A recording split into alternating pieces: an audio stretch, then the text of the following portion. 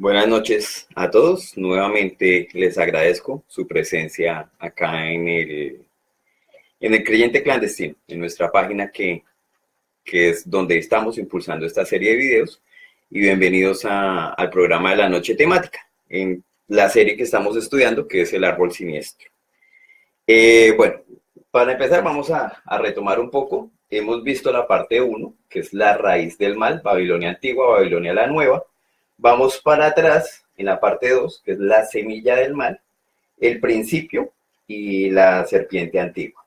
En esto estamos más o menos en esta parte, ya vimos parte del principio y hoy arrancamos con la serpiente antigua. Y más adelante vamos a ver la 3, que es las ramas del mal, los títeres del mundo. ¿Mm?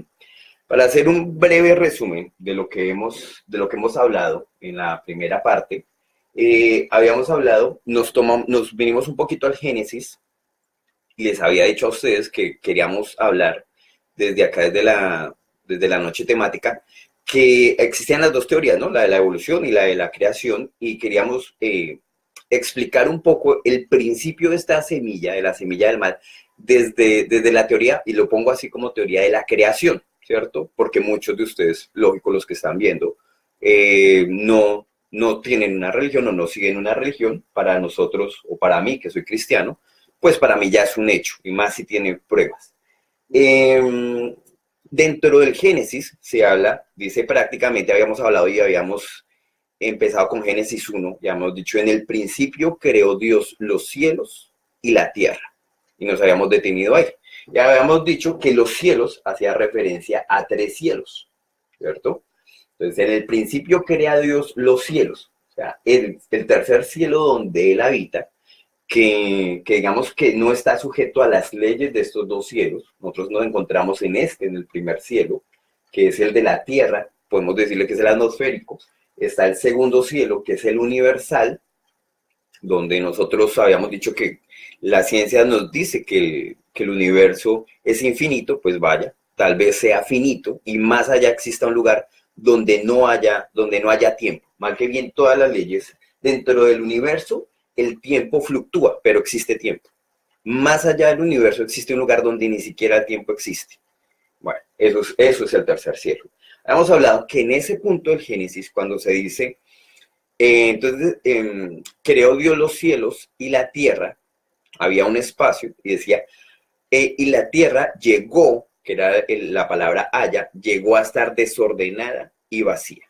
Entonces, hacíamos referencia a que muchos de los teólogos hablaban que ese llegó a estar desordenada y vacía, hacía referencia a una teoría de la brecha. La teoría de la brecha, nos vamos a hablar de que hubo una guerra, por decirlo así, en ese tercer cielo, acá en este tercer cielo, y fueron expulsados, digamos que un ángel que lideró toda esta revolución, por mal llamarlo así, que fue realmente una enfrenta contra Dios, y él fue expulsado prácticamente con la tercera parte de los ángeles. Estos personajes que fueron expulsados cayeron en el universo, cayeron en el universo, y de hecho en la tierra había un lugar llamado el abismo, que era una prisión para ángeles, o para demonios, mejor dicho, ángeles caídos. Entonces, estos ángeles caen, muchos caen en la tierra, otros caen en el abismo y otros caen por fuera, como es el caso de Satanás. Satanás no cayó en el abismo, sino cayó al lado del abismo, y por eso tiene el poder de gobernar los reinos. Bueno, habíamos dicho dentro de esta historia que Dios, en la primera parte de Génesis, crea al hombre y a la mujer. O sea, en ningún momento ahí está creando a Adán y a Eva. Crea al hombre, crea a la mujer, varón y varona.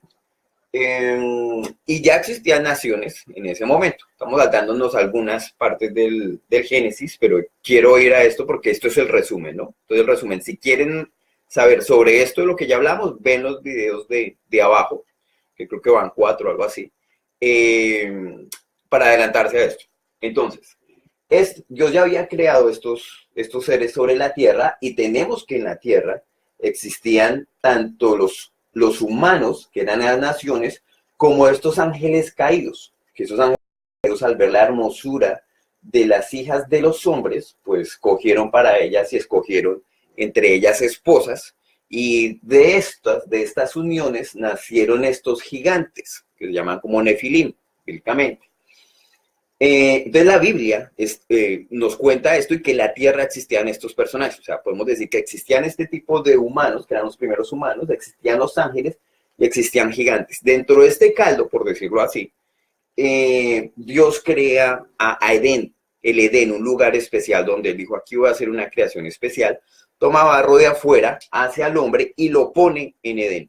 Habíamos hablado y habíamos dicho las características de Edén, cómo crea a este hombre llamado Adán y cómo de Adán le es tomado una costilla, le cierran la carne sobre donde sacan la costilla, crean a la mujer, que es Eva, y ellos dos, pues lógico, son puestos en Edén. En Edén hay una parte interesante que es que hay dos árboles, que es lo que nos cuenta la Biblia. Un árbol, el del conocimiento del bien y del mal, y el otro árbol era el de la vida. A ellos se les prohíbe solamente tomar de un árbol, el del conocimiento del bien y del mal. El del otro árbol ellos podían comer. ¿Qué nos sugiere eso? Que ellos eran inmortales, porque podían tomar el de la vida.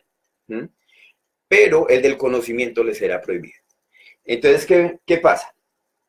Que llega un ser, recordemos que ya habían caído los ángeles, que Satanás ya estaba por ahí rondando, y que el objetivo de Satanás era dañar esta genética. Entonces, Satanás está rondando, entra a Edén y le dice a la mujer, con que Dios les dijo que si comen del fruto van a morir. No, o sea, Dios bien sabe que si ustedes comen de ese fruto serán abiertos sus ojos y ustedes serán como Él.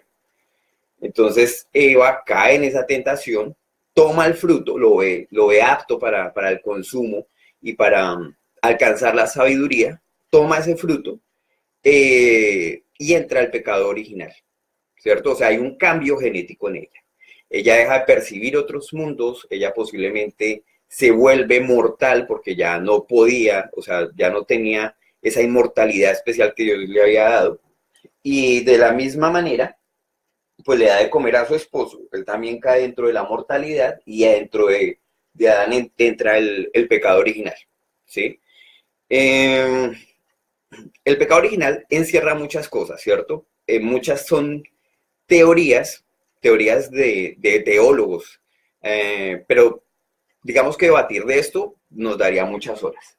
Algunos teólogos, y esto quiero tomar esto con pinzas porque es muy delicado, dicen que la simiente es porque esta serpiente o este ser reptiliano estuvo con Eva. Entonces, que el hecho de tomar ese fruto fue un acto, digamos que de una falla que tuvo Eva y se dejó seducir de la serpiente de una forma sexual y ella prácticamente concibe a Adán de esto, cosa que bíblicamente no tiene un sustento. ¿Por qué? Porque estamos hablando de un fruto real, o sea, un árbol, incluso el libro de Enoc nos habla de ese árbol real, y la Biblia es más clara cuando dice que Adán conoce a su esposa Eva y ella da luz a Caín. Ahí también hay una serie de discusiones donde los teólogos se enfrascan y dan vueltas. Quiero, digamos que, superar toda esa parte, porque mal que bien la historia ya tiene el mismo fin. Pero ojo, le digo que esto es de coger con pinzas. Entonces, ¿qué pasa? Que después de que ellos prueban este fruto del conocimiento del bien y del mal, sus ojos, digamos que son abiertos, se dan cuenta que están desnudos, pierden la inocencia, pierden la visión posiblemente de esas dimensiones donde se podrían ver ángeles y todo eso. Y Dios dice, bueno, ahora no sea que ellos alarguen la mano y cojan del árbol de la vida y sean como nosotros, o sea, inmortales, conociendo, pues no era el objetivo. Entonces, ellos tienen que ser sacados de Edén, pero antes, digamos que a cada uno le corresponde su castigo. A Adán le dice pues que va a tener que sembrar la tierra, que va a tener que sudar para recoger fruto y que la tierra le dará cardos y espinos. A la serpiente le dice que ya por tanto se va a arrastrar y va a comer polvo. Y a la mujer le dice que va a incrementar los dolores del parto. Pero en especial hay algo que toca resaltar acá, que dice que pondré enemistad entre tu simiente y la simiente de la serpiente. O sea, recordemos que la palabra simiente venía de la palabra esperma. O sea, era generacional. O sea, entre dos generaciones iba a poner una enemistad y tú le herirás la cabeza, diciéndole a la mujer, y ella te herirá el talón, te morderá el talón. Ellos son expulsados, como habíamos dicho, es posible que vayan a la tierra de Gan, esta era de ellos fueron expulsados a Gan, y más en el futuro, digamos que cuando Caín mata a Abel, Caín es expulsado a Not. ¿Sí? Todos estos lugares han cambiado de nombre para la actualidad, pero existen. ¿Mm? Entonces, esto es prácticamente lo que habíamos visto la vez pasada, llevamos 10 minutos. Entonces, habíamos visto que Dios los había expulsado, que Caín había matado a Abel, pero que ellos tuvieron un tercer hijo. Ya dice la Biblia que vuelve Adán a conocer a su mujer y tiene a Set. De la línea de Set viene Noé. ¿Sí? Por eso es que la Biblia dice que Dios encontró justo en sus generaciones a Noé, o sea, en sus genes. O sea, la línea de Eva fue, claro, Satanás trató de atacar por todo lado, tratando de manipular esa línea genética, pero digamos que el único, después de tanto tiempo, que encontró fue a Noé. Era justo en sus generaciones, en su genética. Entonces, está Noé para seguir, digamos que esa línea genética que Dios quiere salvaguardar. Y por otro lado, habíamos hablado de la caída de los ángeles, cómo encuentran y cómo Caín sale de esta línea prácticamente, se une a la línea de la serpiente.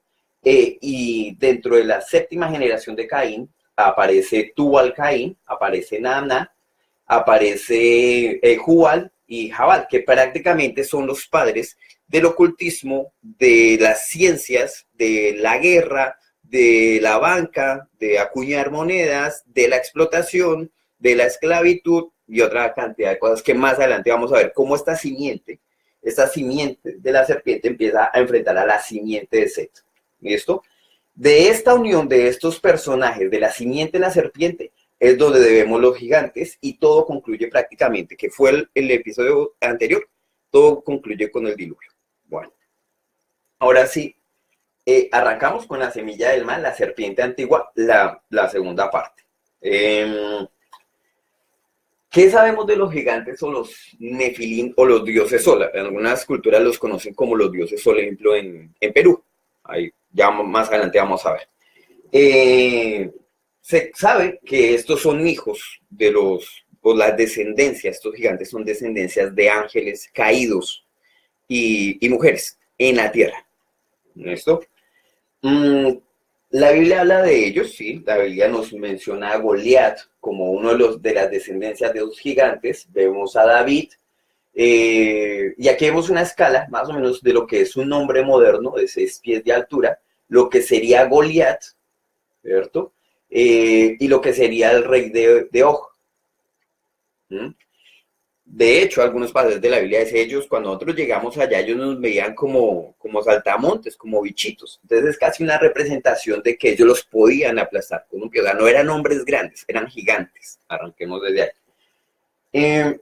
Arqueológicamente, ¿sabemos algo de estos gigantes? Bueno, algunas piezas de la antigua Sumer, en Sumeria, hablan de personajes realmente altos y nosotros nos damos cuenta, este personaje está sentado, ¿cierto? Pues si llegase a pararse, estaría como hasta acá. Estos se supone que son humanos. Este es mucho más específico, vemos la altura de estos personajes, ¿cierto? Que son seres humanos, 6 pies, y vemos más o menos que si se parase, llegase, o sea, no alcanzaría la pantalla para mostrar, pero estos eran esos dioses antiguos, ¿sí? De hecho, dice la Biblia que estos llegaron a ser hombres de renombre en la antigüedad, o varones de renombre en la antigüedad, que es tener renombre o eso, pues que tenían un linaje, una familia, y que de hecho eran reyes o sacerdotes, o bueno, eran unas posiciones altas dentro de un estrato social. ¿Qué más se ha encontrado? Bueno, realmente este de 6 pies de altura es lo que es el hombre actual, ¿sí? Este de 15 se ha encontrado en Turquía. Este ha sido más o menos la altura que se le ha dado a Goliat, al rey de Og, que son bíblicos, pero dentro de lo que se ha encontrado, este esqueleto que vemos acá, se han encontrado en Francia, estos dos, ¿sí? Y algunos de esos también se han encontrado en Turquía, como este de 15, ¿sí? Estoy hablando de pies de altura. De hecho, en la India es donde más se han encontrado este tipo de hallazgos, y pues los hindúes son felices que encuentren este tipo de cosas porque corroboran en ellos sus deidades. Entonces, ejemplo, se encontró esto es un periódico, el recorte de un periódico, y están hablando de que hubo unas excavaciones como tratando de hacer unas rutas y unas calles, y empiezan a encontrar una serie de tumbas, y después empiezan a encontrar y se dan cuenta que hacen un hallazgo de unos cráneos y unas calaveras bastante grandes.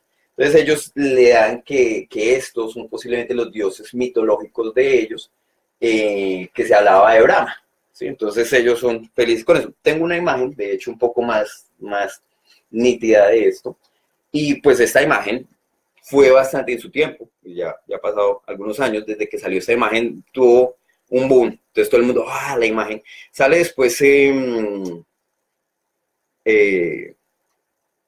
no fue el Discovery, pero la National sale diciendo un momento, esto fue falso, esto no fue lo que encontramos, porque lógico, cada vez que sale algo así, ellos nos van a querer decir esto es verdad, no, porque mucha gente entonces iría a la Biblia y tomaría la Biblia como algo real. Entonces ellos dicen, no, realmente la imagen real es esta. Entonces toda la gente dice, no, entonces nos trolearon, no era verdad, ¿sí? Entonces, ¿qué es lo que pasa? Cuando la gente empezó a mirar esta imagen, vean esto tan interesante acá. Miren la disposición, si uno dice, listo, son huesos, ok, pero vean la disposición de las sombras. ¿Sí? La disposición de las sombras. Las sombras no concuerdan. O sea, es una exploración que si tuviese focos, estarían las dos sombras. O sea, es como cuando uno camina por una calle y hay un poste adelante y uno atrás, uno genera dos sombras. Sencillo. Aquí las sombras tienen diferentes patrones. Parece como si hubiesen cometido el mismo error del falso alunizaje.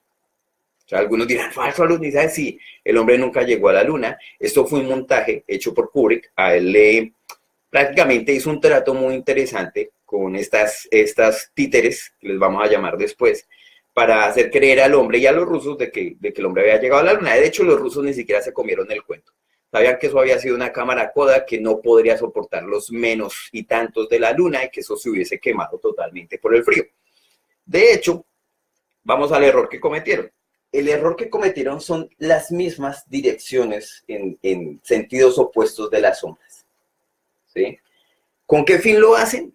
Parece que los que generaron esta imagen, por ejemplo, Kubrick sabía, él era un cineasta durísimo, entonces él dijo, esto puede ser una pista para que la gente que esté en el futuro no coma entero y sepa que esto fue un montaje, ¿sí? Entonces mi pregunta es, ¿será que esta imagen, el que está detrás de esto está diciendo, a mí me toca trabajar y me toca hacer pasar que esto es mentira, pero si yo dejo la parte de la sombra, ¿será que la gente que le gusta esto asociará que estoy tratando de hacer el mismo trabajo, de poner direcciones en lugares y en sentidos opuestos, para que la gente diga, hombre, es posible que la primera imagen sea real? Listo. Pero digamos que no nos quedemos ahí. En la India aparecen cosas como estas. Miren este tipo de huella. Esto está hecho en roca, o sea, fue puesto sobre una roca, ¿sí?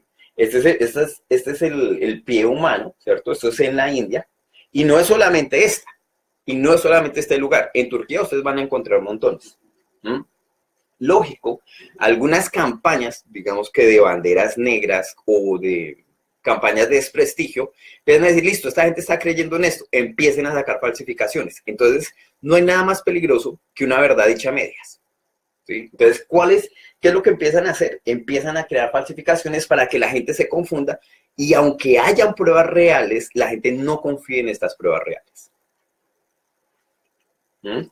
Pero digamos que tapar el sol con un dedo es muy difícil. Entonces, si se ha encontrado algo, encontramos cráneos en Bolivia, en Perú, en China, en Texas, ¿cierto? Y son infinidades. Los de Paracas, que son estos, ¿cierto?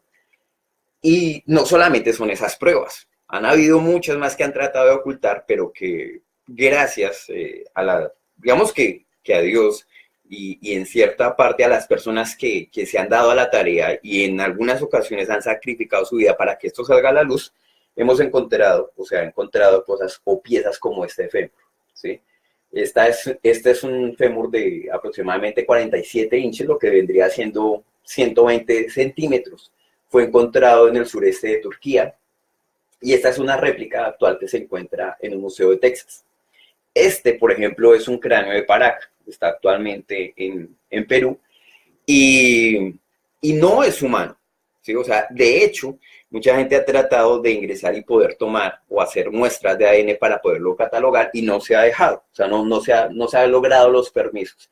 Y en mi parecer no demoran en desaparecer estos cráneos, eso, o falsificarlos o decir que eran falsos, porque así es que trabajan ellos. De esa manera nosotros entendemos por qué los indígenas que eran más cercanos a estos dioses sol trataban de imitarlos. O sea, en la actualidad sí, ejemplo, a mí me gusta, o yo sigo un cantante, yo me he visto como el cantante y trato de cantar sus canciones porque es un ídolo. ¿Mm? Para la antigüedad, estos seres eran dioses. Entonces, querer simular a parecerme a un dios era lo máximo. Entonces, el hecho, aquí vemos una foto de unos indígenas peruanos, Ucayali, donde había una práctica muy común. Eso era de Mesoamérica para abajo, que era el aplastamiento craneal. Entonces vemos algunas técnicas de aplastamiento craneal y uno antes decía que le enseñaban eso en el que yo dije, pero qué salvajes y para qué van a hacer eso, tanto dolor. Pues claro, ellos querían simular esa genética. Entonces, ¿qué vemos acá? Que algunos de estos aplastamientos craneales, lógico, algunos causaban unos efectos irreversibles, pero ellos querían parecerse a unos personajes. En África, y miren que estamos hablando de Perú y de África, dos lugares distintos ya utilizaban el aplastamiento craneal. ¿Mm? Entonces, que sí se llegaba a deformar la cabeza, sí, tanto los huesos frontal y los temporales eran sometidos a una presión y se alcanzaba realmente a deformar la cabeza, pero no se podía aumentar la capacidad craneal. O sea, se deformaba, pero no se alcanzaba a aumentar la capacidad craneal. Los cráneos de Paracas realmente pueden hasta llegar a duplicar la capacidad craneal. Eso es imposible. Se deforma, pero no se puede duplicar esa capacidad. ¿Sí? Hemos visto que esos cráneos están en Paracas, o sea, los cráneos de Paracas, Perú, las cabezas deformadas de África, que era una práctica, y vemos esto, que sencillamente es algunos restos arqueológicos de Egipto. ¿Sí? Vean el tamaño tan grande. El frontal está intacto. En África prácticamente el frontal se fusionaba y hacía el tamaño. Este personaje, creo que es Ramsés II, y Nefertiti. Este creo que es sí, estoy seguro. Ese es el cráneo de Nefertiti. ¿Mm? Por eso es que ellos utilizaban esos gorros grandes ocultándose eso. Entonces, existían estos descendientes de los humanos y las mujeres. Aquí existen las pruebas y no las han ocultado. ¿Mm? Entonces, por donde vayamos, alrededor de la Tierra, sí existían. Veamos este. ¿Sí? Veamos este. ¿Sí? Veamos, este es un humano tratando de simular, pero veamos la capacidad craneal que tenían estos seres. ¿Sí? Y tanto sea africano como sea de Mesoamérica, lograban hacer un buen intento, pero no era como los hallazgos que se han encontrado. Eso es uno de los últimos, de los ultimitos. Se cree que fue Ramsés II, una escultura, se encontró digamos que en un lote, Egipto, y solamente pues a apreciar el tamaño de la cabeza. ¿Sí? La pregunta es, ¿todo esto para qué? O sea, ¿a quién querían parecerse estos personajes? Pues nada más y nada menos que a estos ángeles caídos. ¿Sí?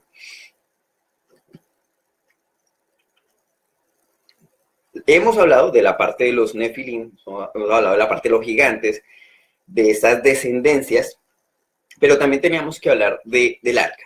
O sea, si las personas dicen, no, es que eso es un cuento, eso de la Biblia es un cuento. Bueno, ¿qué se ha visto del arca? ¿Cierto? O sea, ¿qué son las pruebas del arca? Bueno, vayamos a mirar. Del arca conocíamos que bíblicamente Dios ve que esa es la única línea genética pura, por decirlo así, y dice, bueno, tiene que construir un arca porque va a mandar agua y va a destruir todo esto. Entonces, qué Dios tan malo. Bueno, pero es que aquí vemos como si esta representación fuese gente normal. Ojo, estos personajes no tenían una genética humana, ¿sí? Y me van a llamar fascista y todo, pero es que estos personajes tenían una genealogía reptiliana. ¿Mm? Estos personajes, o sea, esta genealogía que ha seguido hasta el día de hoy, son los que nos oprimen, los que nos destruyen, los que destruyen nuestros alimentos. Pero bueno, no quiero adelantarme a la tercera parte.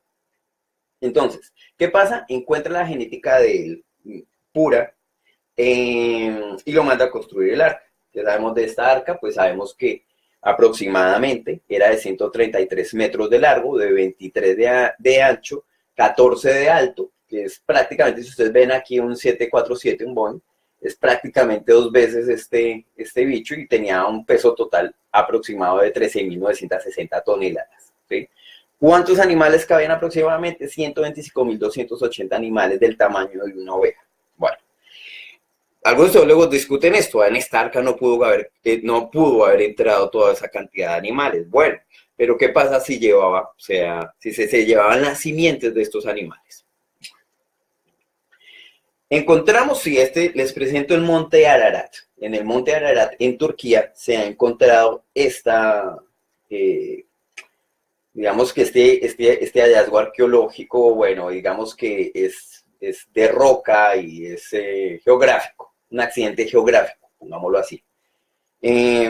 Cuando los científicos, o un par de científicos que nos vamos a concentrar en esto, a ver qué encontramos, pues ellos arrancaron y se dieron cuenta que de una forma muy interesante, el hallazgo tenía unas vértebras y decían, parecen estos como si fuesen pilares de un arca, y no solamente eso, sino que cuando hicieron sus mediciones y todo esto, en estas líneas que se ven trazadas, encontraron unos puntos de unión, y no solamente eso, sino en que encontraron metales fundidos dentro de eso. Cuando yo dije, es que solo piedra.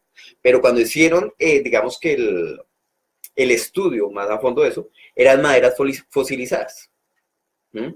De hecho, estas piedras se llamaban las piedras ancla. Tienen incluso escritura y se utilizaban para que esta embarcación tan grande no fuese movida por tantas aguas.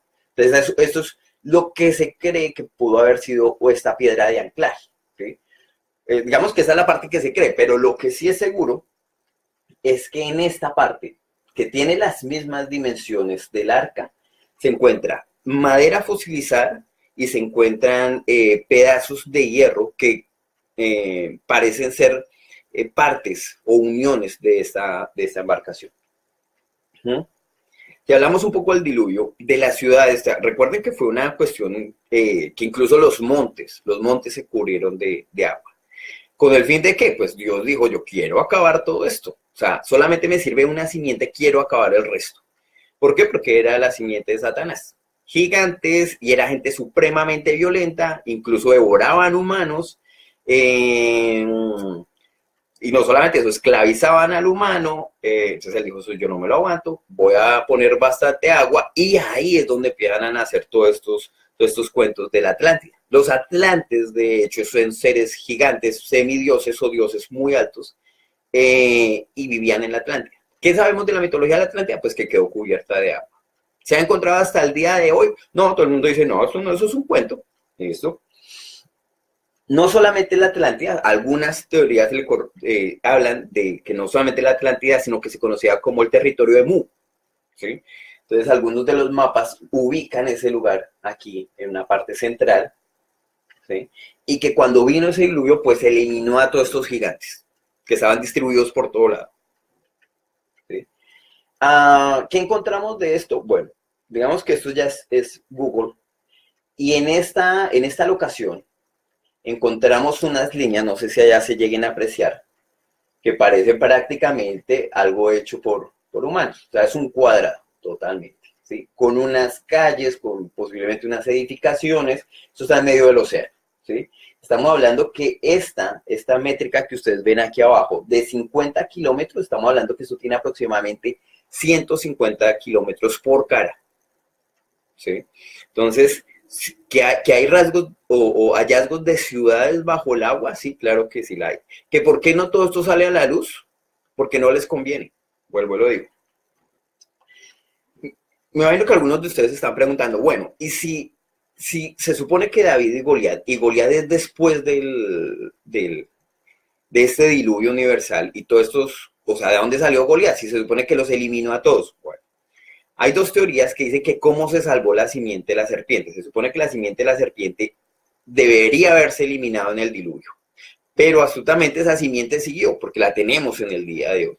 Entonces, ejemplo, en el Bhagavad Gita nos hablan de que Krishna, que es este personaje, y que de una forma interesante él es azul, no es de color rosadito así oscuro como nosotros, él es azul cuando lo mordió la serpiente, vea pues. Entonces este personaje se convierte en un pez gigantesco y salva a su pueblo. Bueno, pues vamos a ver cuál es, bueno, salva a sus generaciones. Otra teoría ya entre los teólogos que son más cristianos y no ven esta parte, dicen que la genética de la serpiente vino a través de uno de los hijos de Noé. ¿Sí? O sea, de los hijos y de la esposa prácticamente de uno de los hijos de Noé. Vale. De hecho, sí sabemos que se salvó esa simiente. Vamos otra vez y miremos cómo se habla que algunos de estos personajes, ustedes recordarán que son mitad humanos, mitad reptiloides. Aquí está sosteniendo 4 razas. Vemos que el blanquito, el rosadito, el morenito y el amarillo. ¿Sí? Entonces, es que ellos también salvaron a sus simientes, por decirlo así. Y prácticamente ahí llegaría el cuento hasta donde culminamos y decimos que hemos venido a través de lo que fue el inicio de la guerra que hubo allá en el tercer cielo, cómo se mezclan, cómo vienen, cómo Dios dijo, ya no quiero más esto, ya la tierra está llena de gigantes, han corrompido incluso a los animales, juegan con la genética, todo eso que coincide con la parte de los Anunnakis y todo lo que está escrito en cuneiforme de la cultura sumeria. Entonces, uno asocia a Anunnakis prácticamente con ángeles caídos.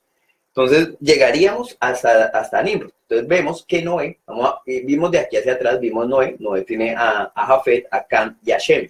Shem, que es donde vienen los semitas, los reales semitas, que son los descendientes, los que tienen ese gen, y vienen los de Cam, digamos que son los que más vamos a resaltar, que es donde viene Nimrod y donde viene Canaán.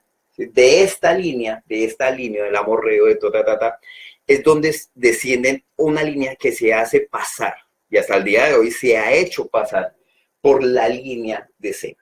¿Sí? Los semitas reales, pues, y esto es un adelanto, esto no hace parte de esa asociación, pero es un adelanto. Los semitas reales son pocos y son campesinos. ¿Sí? Otros se hacen pasar por estos semitas y se hacen llamar judíos. Y han armado, y han orquestado una cuestión impresionante para ellos posesionarse de la tierra de Israel, que no les pertenece. Ahí les dejo eso para que lo vayan masticando. Bueno, habíamos llegado hasta Nimrod. De Nimrod, ya este personaje no es o sea, ya desde hemos hablado, ¿cierto? No es desconocido para ustedes. De Nimrod habíamos hablado de la Torre de Babel. Para la época de la Torre de Babel se hablaba una sola lengua. Algunos dicen que era el siríaco, otros dicen que aún se mantenía el adámico. Y Dios sencillamente destruye eso y pasa casi a 72 lenguas, todas las lenguas que habían ahí. De ahí se distribuyen todos. Recordemos que Nimrod ya tenía la simiente de la serpiente y que todos los conocimientos que él tenía, era acá, que todos los conocimientos que él tenía venían de sus antecesores. Hablemos que Nimrod había tenido todo el conocimiento de Tubal-Caín, todo el conocimiento de Nana, todo el conocimiento de Jabal, de Jubal, y de ahí, lógico, de los Grigores. Entonces, cuando él crea esto, porque él tenía la capacidad de hacerlo, porque tenía los conocimientos, Dios dice, no me van a volver a poner esto de Ruana, destruye esto, confunde los lenguajes y las simientes se esparcen. Recordemos que ya estaban mezcladas, o sea, era difícil diferenciarlas. Entonces, sí, bueno, aquí era lo mismo, lo de los 3 linajes, ¿cierto? Y cómo dentro de Sem estaban los semitas, de Cam posiblemente estaba la simiente de la serpiente. Y entramos a ver cómo vamos 34 minutos, cómo esta simiente empieza a repartirse a través del mundo. ¿Sí?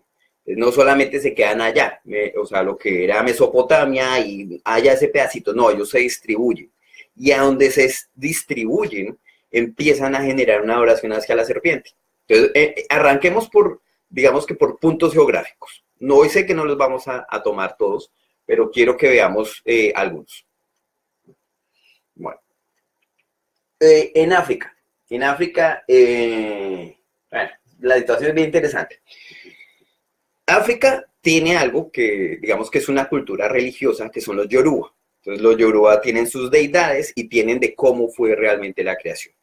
Algunos dicen que el Dios supremo para el mundo, dentro de la creencia Yoruba, era Ododumare. Ododumare envía a Oduduwa a la tierra. Ododumare se supone que no tiene rostro, envía a Oduduwa a la tierra porque había una inundación, ¿cierto? Entonces lo envía a la tierra y lo envía con un saco de arena y con un gallo. Entonces el gallo, al tratar de escaparse, él suelta el saco de arena, cae el saco de arena sobre la tierra llena de agua, el gallo reparte la arena y ahí se crean los continentes. Es una parte así muy interesante. Lo interesante es que a Oduduwa dice, a mí me envió Dudumare. A él no dicen, a mí me echaron del tercer cielo, no, él dice, a mí me enviaron. Entonces muchas de estos dioses que vamos a encontrar llegan a la tierra diciendo, soy enviado de. Dicen, a mí me echaron de. ¿Mm?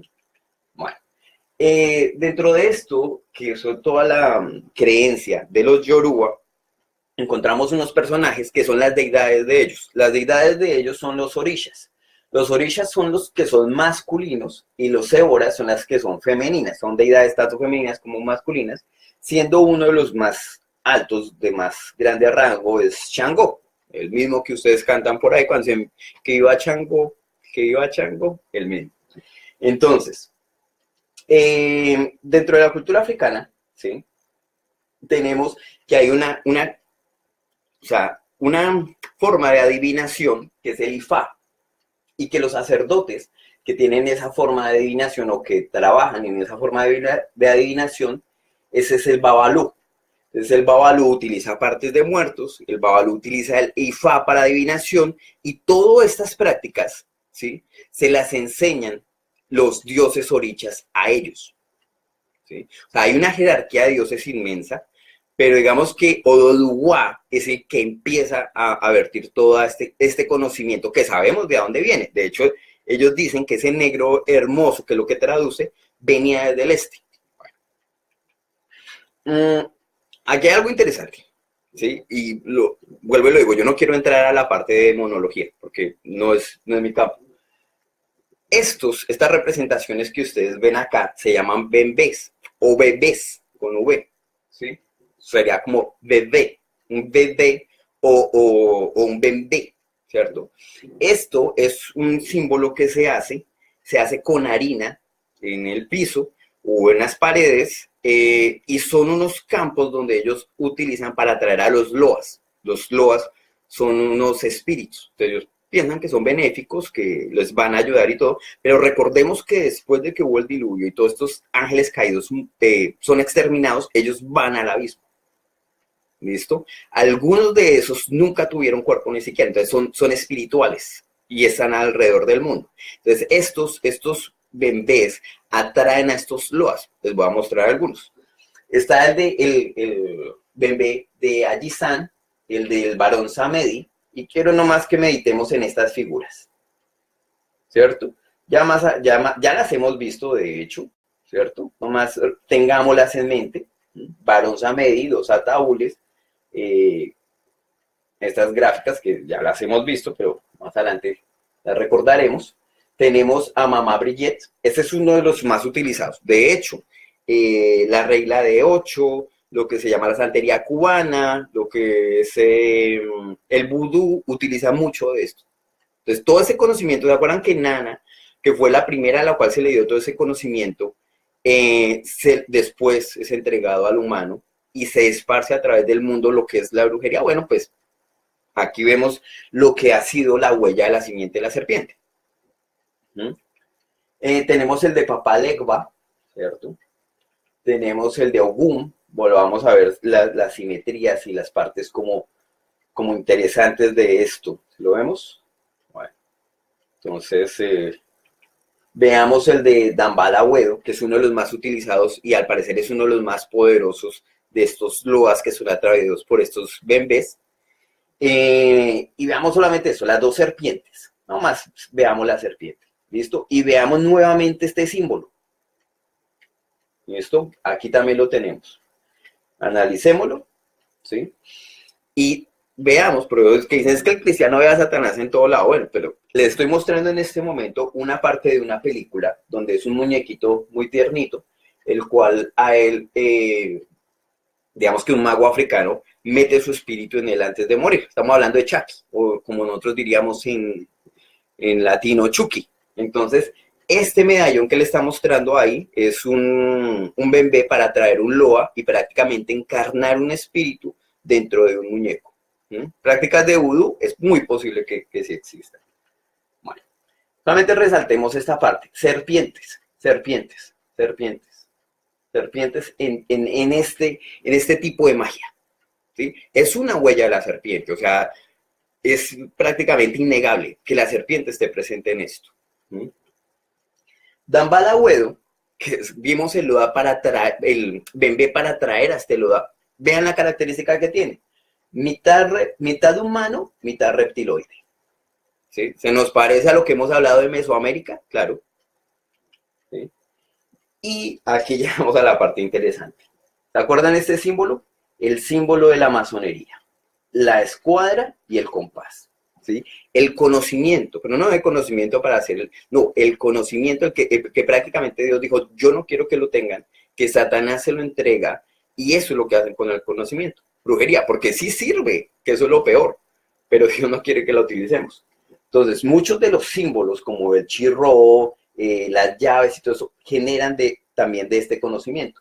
Entonces, veamos que estos símbolos de aquí arriba son católicos, o mal llamados a veces cristianos, y los de aquí abajo son africanos. Vemos acá el compás y la escuadra, en un símbolo super ancestral dentro de los yorubas. Aida Wedo también es una diosa a la cual se le rinde culto en la parte de los yorubas, que prácticamente es el 30% de la población africana. Y a Aida Wedo se le relaciona con la serpiente, con el arco iris y con la luna. Ahora miremos nomás dentro de estas gráficas qué figura hay dentro de esta serpiente. Lo mismo, una escuadra y un compás.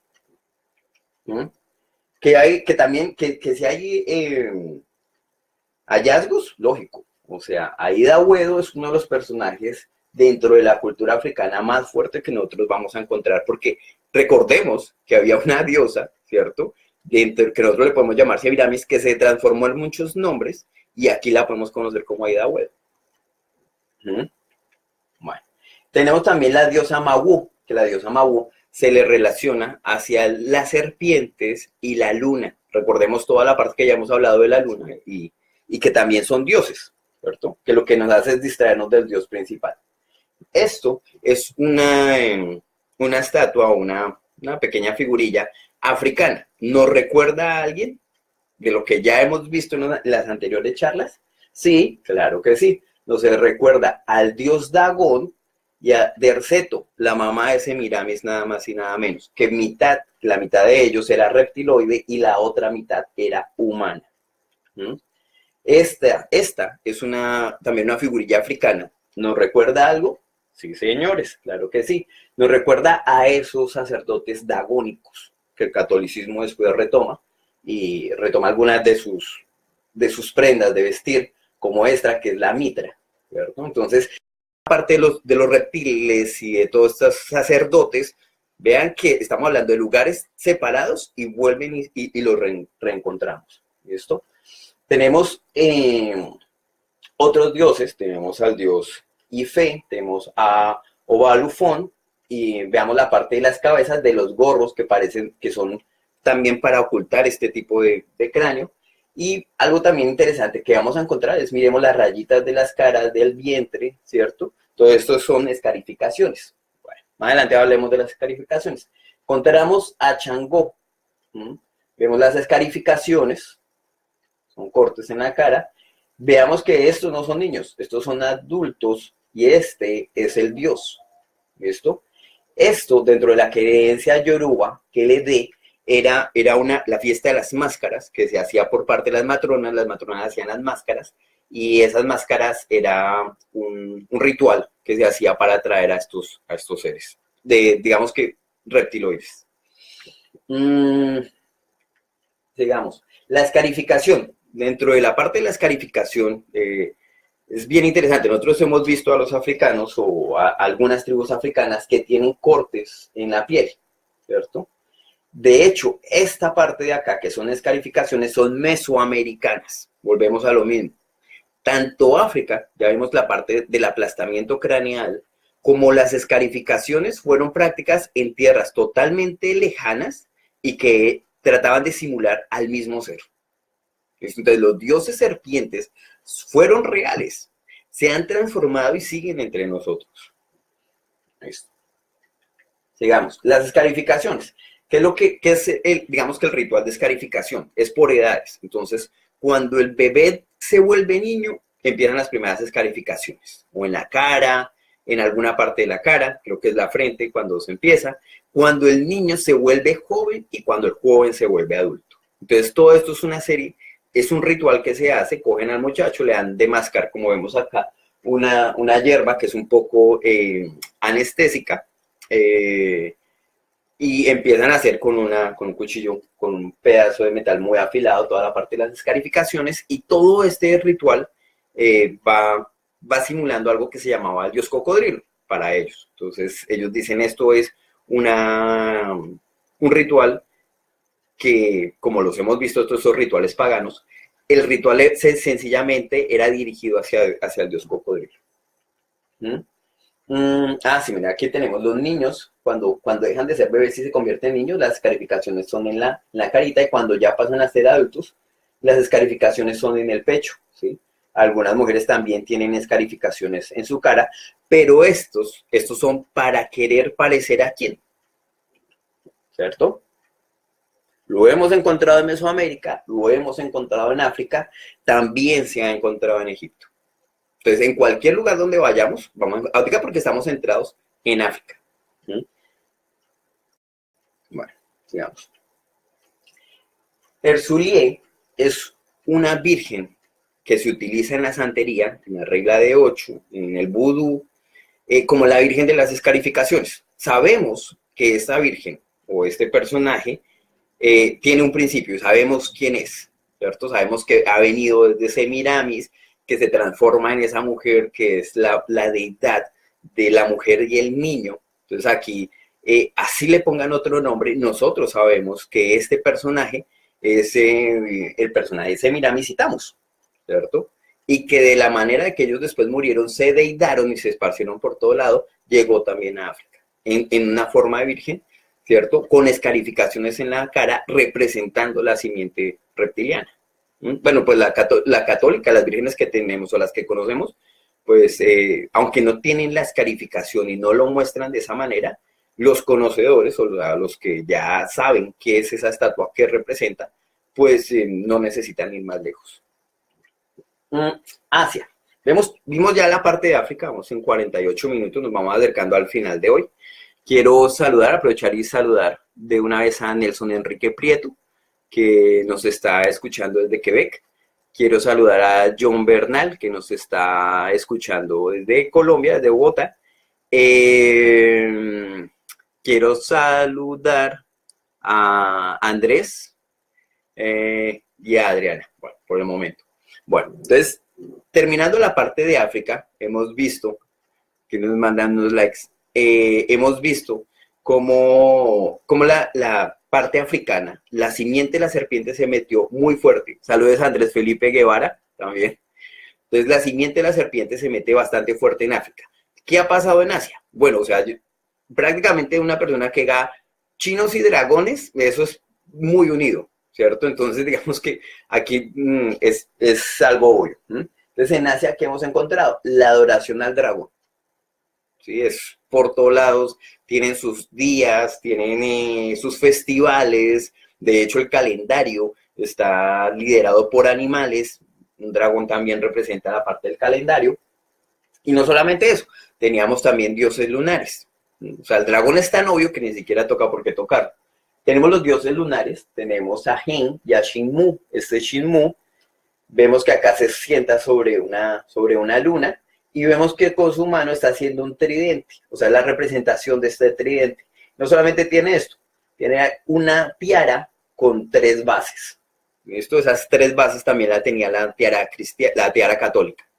¿Listo? Aquí es donde se sale el estadio, y aquí agárrense de su silla, que esta es bien interesante. Dentro de la creencia asiática, ¿sí? Estoy hablando directamente de los chinos, ellos dicen que había dos hermanos serpientes que fueron prácticamente los que labraron los ríos, los que hicieron la tierra, los que mal que bien crean al humano, y que estos 2 dioses con forma reptiloide tenían un conocimiento. Eran hermanos y se llamaban Nuwa y Fuxi, eran estos 2. Pero quiero que veamos algo. Yo sé que para los que ya han tenido y han visto las imágenes, dice, ya lo tengo. Quiero que vean las manos de ellos, lo que sostienen acá. ¿De esto? Quiero que vean acá lo que sostienen y acá lo que sostienen. ¿Sí? Alguno va a decir, bueno, eso no sé, una letra o algo así. Bueno, veamos una imagen más cerca. Esto es Fuxi y Nu, pero quiero que vean lo que sostienen en sus manos nuevamente. Sí, señores, es un compás y una escuadra, la del conocimiento, la que utilizaban los masones. ¿Sí? Pero esto se encuentra en Asia. Entonces hemos visto que la imagen del compás y de la escuadra es antiquísima, representa una sabiduría demoníaca que ha sido dada por medio de la serpiente o de ángeles caídos al humano.